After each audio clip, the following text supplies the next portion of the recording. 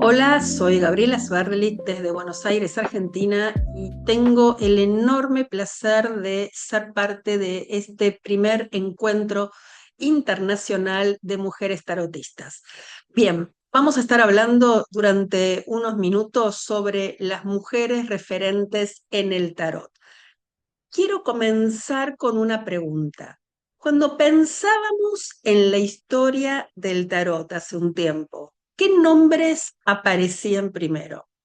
Arthur White, Aleister Crowley, Eliphas Levi, luego Alejandro Jodorowsky, casi siempre hombres.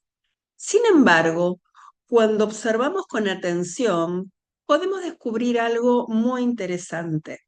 Algunas de las transformaciones más importantes de la historia del tarot fueron realizadas por mujeres, mujeres que ocuparon espacios que no se les estaban destinados, mujeres que desafiaron una época que asociaba el conocimiento espiritual con los hombres y relegaba a las mujeres al silencio, a la superstición y también a la brujería. Hoy quiero hablar de algunas de ellas, mujeres que cambiaron la historia del tarot y que quizás sin saberlo también cambiaron la historia de las mujeres dentro del mundo simbólico y espiritual. La primera, por supuesto, es Marie-Anne Lenormand, que ella nació en el siglo XVIII y se convirtió en la cartomante más famosa de Francia. Vivió en uno de los periodos más convulsionados de la historia europea, la Revolución Francesa. Mientras caían reyes, nacían repúblicas y cambiaban los regímenes políticos, hombres poderosos acudían a una mujer para preguntarle por el futuro.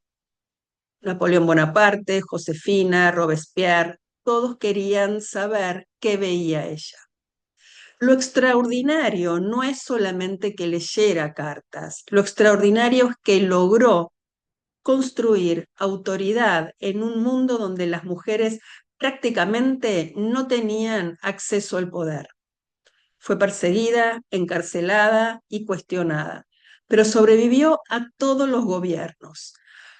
Los gobiernos cambiaban, ella permanecía.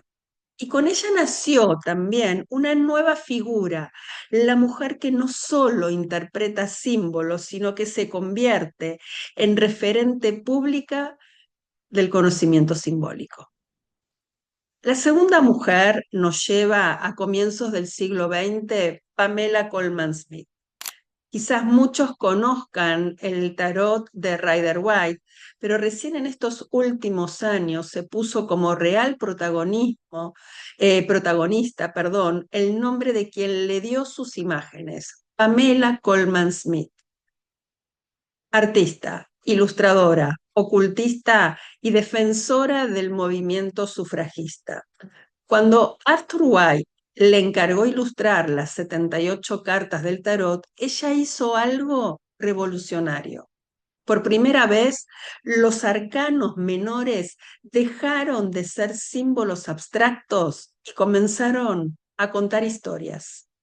Las cartas adquirieron emoción, movimiento, humanidad, comenzaron a relatar situaciones, emociones y sensaciones de la vida cotidiana. Las escenas que hoy millones de personas utilizamos para interpretar el tarot, nacieron de su imaginación. Sin embargo, mientras el nombre de White quedó inmortalizado, Pamela recibió una suma mínima por su trabajo y nunca cobró regalías. Murió prácticamente olvidada. Hoy sabemos que sin Pamela Colman Smith, el tarot moderno simplemente no existiría tal como lo conocemos. Su historia nos obliga a preguntarnos cuántas mujeres transformaron el mundo mientras otros recibían el reconocimiento, ¿verdad? La tercera mujer que quiero mencionar es Leonora Carrington, pintora, surrealista, escritora, tarotista y quizás una de las voces más libres y más inspiradoras, me atrevo a decir, del siglo XX. Carrington no utilizó el tarot solamente para predecir, lo utilizó para pensar, para crear, para imaginar nuevos mundos. En una entrevista le preguntaron cuál era el hecho histórico que más admiraba y ella respondió: la caída del patriarcado que ocurrirá en el siglo XXI. Esa frase resume gran parte de su obra. En sus pinturas, en sus escritos y en su tarot aparecen la alquimia, la magia, la transformación y la libertad femenina, junto a su mirada vanguardista de la cultura indoamericana, ¿no? Trayendo las tradiciones, las cosmovisiones, los lenguajes y los modos de vida de la cultura maya y después también en cierta parte de los aztecas. Junto a Remedios Varo, convirtió espacios tradicionalmente considerados femeninos, como la cocina, por ejemplo, en laboratorios simbólicos de creación, conocimiento y transformación espiritual.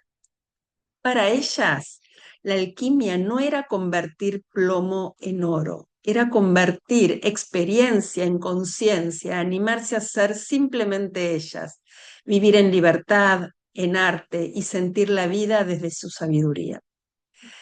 Pero por supuesto no fueron las únicas referentes. Este siglo fue muy importante ya que es a través de la unión del arte y del esoterismo que comienza a vincularse a las ciencias ocultas como el tarot, la astrología, la alquimia y la cábala con el conocimiento del ser. Es el inicio del camino que unía lo psicológico como la interpretación de los sueños con lo predictivo mediante el uso de la magia, el tarot y todos los sistemas oraculares. Entonces es en el siglo XX que distintas mujeres lograron darle imagen, voz, materia y presencia a los arcanos del tarot. Desde el arte, Niki de Sanfal lo plasmó en su imponente Jardín del Tarot en Italia. Desde la poesía, por ejemplo, Olga Orozco le dio voz. Desde la investigación y el estudio, Silke aportó profundidad y conocimiento. Desde sus facultades extrasensoriales, Maritzu Guller aportó al tarot predictivo. Y desde la enseñanza y la transmisión, Mariló Casals abrió nuevos caminos para quienes buscaban comprender este lenguaje simbólico, por nombrar algunas de ellas. Pero por supuesto que la lista sigue. Tenemos a Bárbara Walker, a Vicky Noble, es decir, hay una lista muy, pero muy extensa. Ya en el siglo XXI, acompañado por el impacto de una pandemia que transformó las formas de encuentro y aprendizaje, el tarot alcanzó una nueva dimensión.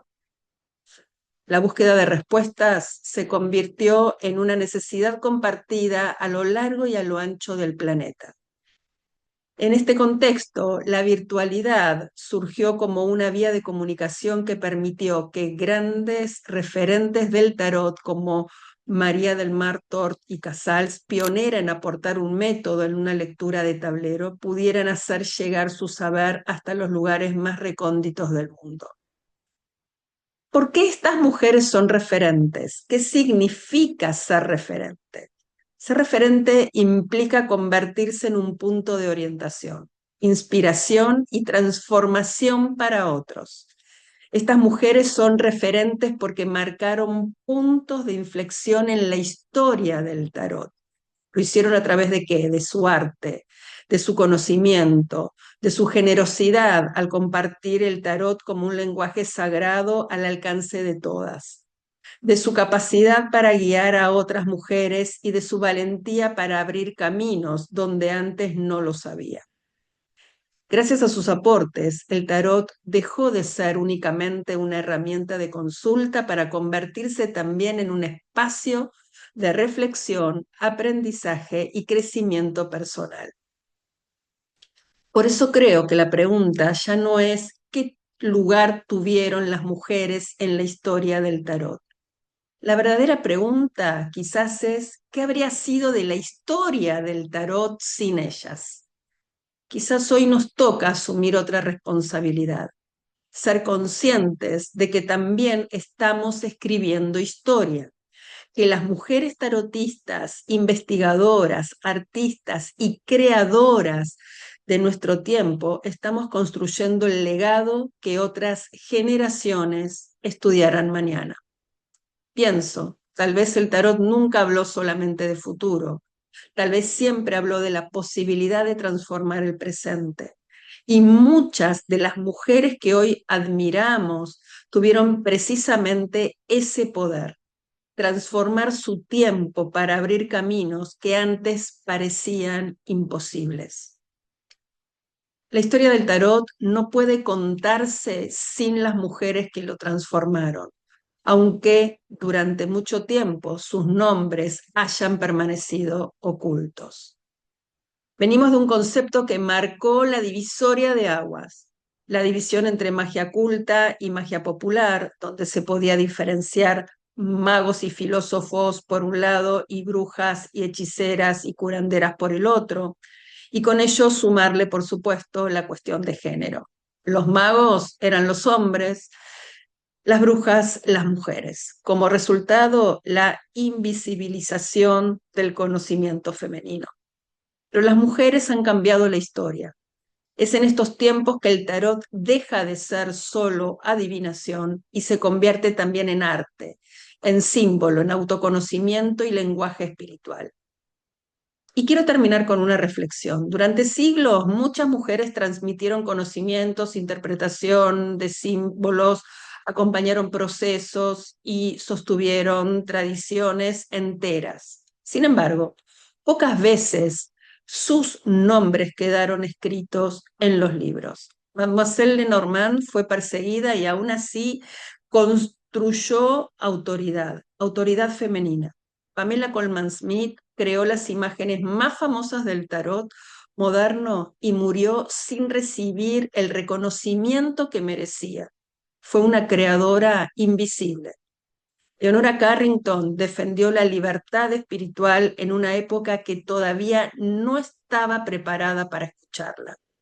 Las tres dejaron huella, pero la historia no termina con ellas, porque cada generación tiene la responsabilidad de ampliar el camino que recibió.